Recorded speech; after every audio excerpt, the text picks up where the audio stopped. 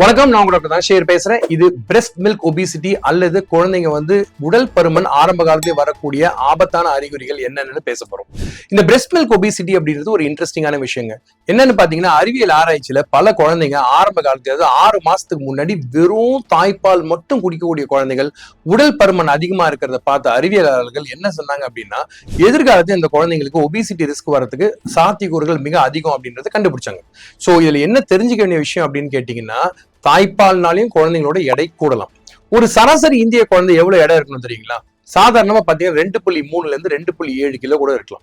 So என்கிட்ட வரக்கூடிய நிறைய பேரண்ட்ஸ் குழந்தைங்க பிறக்கிறப்ப ரொம்ப சின்னதா இருந்தாங்கன்னு சொன்னாங்கன்னா அது மிகவும் தவறான ஒரு அப்ரோச். ஏன் அப்படின்னு கேட்டீங்கன்னா, வெயிட் 2.5 கிலோஸ் 2.5 கிலோஸ் ஒரு குழந்தைக்கு நார்மல்.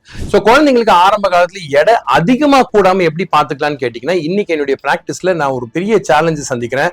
அது என்னன்னு பாத்தீங்கன்னா, ஓவர் ஃபீடிங். சோ ஒரு குழந்தைக்கு பால் பத்தலன்னு நிறைய தாய்மார்கள் நினைச்சுக்கிட்டு குழந்தை நார்மலா யூரின் பாஸ் பண்றாங்க. ஒரு நாளைக்கு 8 to 10 டைம் யூரின் போறாங்க. அந்த குழந்தை ஆக்சுவலா பாத்தீங்கன்னா ஆக்டிவா இருக்காங்க, நிறைஞ்சு ஃபீட் பண்றாங்க, நிம்மதியா தூங்குறாங்கன்றதெல்லாம் தாண்டி தனக்கு பால் வரலன்ற பயத்திலே நிறைய அம்மாக்கள் ஃபார்முலா மில்க் கொடுக்க ஆரம்பிச்சுறாங்க. அதே மாதிரி குழந்தைங்களுக்கு பால் போதலன்னு சொல்லி தாய்ப்பாலையே அடிக்கடி கொடுக்கறதுனால குழந்தைங்களோட எடை ரொம்ப கூடுது. சோ இவங்க மேஜரா வரக்கூடிய கம்ப்ளைண்ட் என்னன்னு பாத்தீங்கன்னா, குழந்தை அடிக்கடி பாலை கக்குதுன்னு தான் கூட்டிட்டு வருவாங்க. ஆனா க்ரோத் சார்ட்ல பார்த்தோம்னா குழந்தையோட வெயிட் நார்மலா இருக்கும். சோ இந்த ஓவர் ஃபீடிங் பிரச்சனையை நம்ம எப்படி அவாய்ட் பண்ணணும்ன்றது இங்க முக்கியமான விஷயம். சோ குழந்தைக்கு எவ்வளவு நேரத்துக்கு ஒருக்கா பால் கொடுக்கணும்? ஒரு குழந்தைக்கு சாதாரணமா 2 to 3 ஹவர்ஸ்க்கு ஒன்ஸ் நீங்க ஃபீட் பண்ணீங்கன்னா போதும். இதே குழந்தை 100 நாள் தாண்டின பிறகு நைட் டைம்ல நல்லா தூங்குறதுனால நைட் நேரத்துல அடிக்கடி எழுப்பி பால் கொடுக்கணும்ன்ற அவசியம் கட்டாயம் கிடையாது. பகல் நேரத்துல நீங்க கொடுக்கக்கூடிய குழந்தையுமே பாத்தீங்கன்னா டைம் ஆக ஆக 3 to 4 மணி நேரத்துக்கு ஒன்ஸ் ஃபீட் பண்ணீங்கன்னா தாராளமா போதுமான விஷயம்.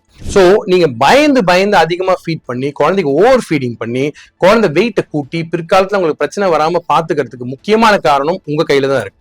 நிதானமா இருந்தீங்க அப்படின்னா பால் அழகா கண்ட்ரோல்ல சூப்பரா வரும். ஸ்ட்ரெஸ் கம்மியா இருக்க அம்மாக்கு தான் தாய்ப்பால் நல்லா சுரக்கும். அது மட்டும் இல்லாம பாட்டில் ஃபீடிங் அவாய்ட் பண்ணீங்க அப்படின்னா பால் தானாவே சுரக்கும் சூப்பரா.